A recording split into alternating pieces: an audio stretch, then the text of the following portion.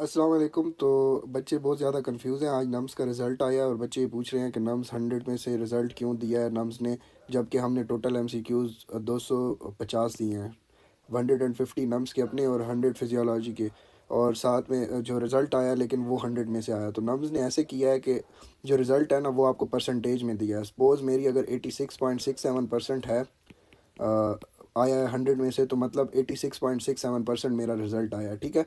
और अगर मैंने ये कैलकुलेट करने है कि मेरा 250 में से कितना रिज़ल्ट आया है, तो मैं क्या करूँगा, 86.67 को मल्टीप्लाई कर दूंगा 250 के साथ और डिवाइड कर दूंगा 100 के साथ। तो मेरे जितने मार्क्स आए हैं तो वो ऐसे कैलकुलेट होंगे, जैसे कि for example 86.67 into 250 divided by 100। तो इसके अंदर ये अगर 86.67 थे तो अब मेरे हो गए हैं 216.6 मार्क्स, ये मार्क्स आ गए हैं, ठीक है, आपके पास। तो दूसरा बच्चे ये सवाल कर रहे हैं कि मेरा इतने मार्क्स आए हैं, इतने मार्क्स आए हैं और मेरा एडमिशन होगा कि नहीं होगा। तो मैं सबको इंडिविजुअली नहीं बता सकता, मैं आपको एक फार्मूला बता रहा हूँ, ठीक है। और उसके साथ अपना आप जो एग्रीगेट है वो खुद कैलकुलेट कर लें, और ताकि खुद आपको पता चल जाए। नम्स का जो एग्रीगेट बनाने का फार्मूला है उसमें 10% मैट्रिक है आपकी, 10% मैट्रिक है, 40% आपकी एफएससी है, और 50% आपका जो है नम्स है। तो हम सेपरेटली इन तीनों के जो है मेरिट कैलकुलेट करेंगे। फॉर एग्जांपल सबसे पहले मैट्रिक से शुरू करते हैं। अगर मैट्रिक में आपके सपोज़ मेरे हैं 1046 मार्क्स है मैट्रिक में आउट ऑफ 1100, तो 1046 को मैं 1100 से डिवाइड करूंगा और मल्टीप्लाई बाय 10 करूंगा, ठीक है।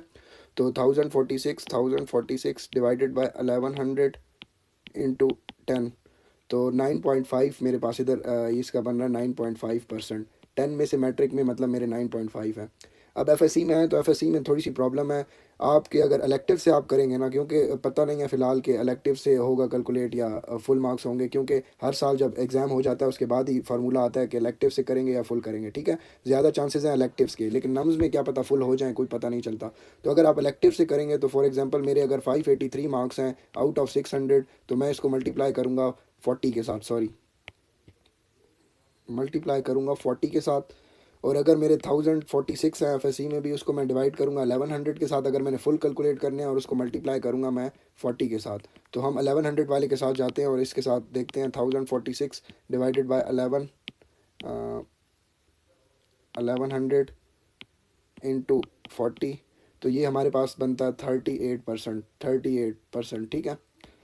अब नम्स की बात करें तो नम्स ने इस दफ़ा 100 में से परसेंटेज दिया। 100 वाली आपकी जो परसेंटेज आई है, सपोज़ मेरे 100% में से 86.67 आया है, तो मेरे 50% में से कैसे इसको कैलकुलेट करूँगा मैं, सिंपली आपके जितने परसेंट 100 में से आए हैं उसको डिवाइडेड बाई 2 कर देंगे, ठीक है।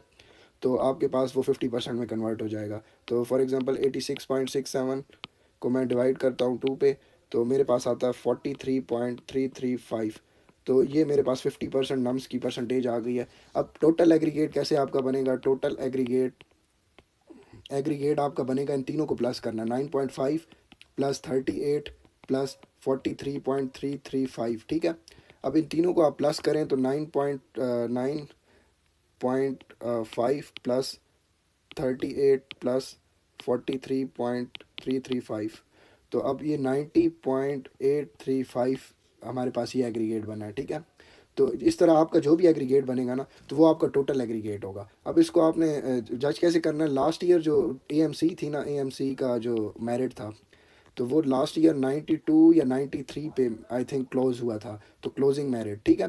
तो अगर आप के 92 या 93% या इससे ज़्यादा हैं, तो आपके चांसेस हैं, हाई हैं कि आपका एडमिशन हो जाए, क्योंकि एएमसी इनमें सीट्स बहुत कम होती हैं, 50 या 60 कोई नम्स की सीट्स होती हैं। तो कंपटीशन बहुत हाई होता है। तो 93 और 92 से आप अपना कैलकुलेट कर लें इधर, इससे आपका जितना अच्छा है तो मतलब उतने आप सेफ जोन में चले जाएंगे। तो होपफुली आपको समझ आ गई होगी। और आज का जो है रिज़ल्ट आया, आप फोकस करें अपने एमडी कैट के ऊपर, और अब जो हो गया आपका नम्स का, उस पर परेशान ना हो, ठीक है। अल्लाह।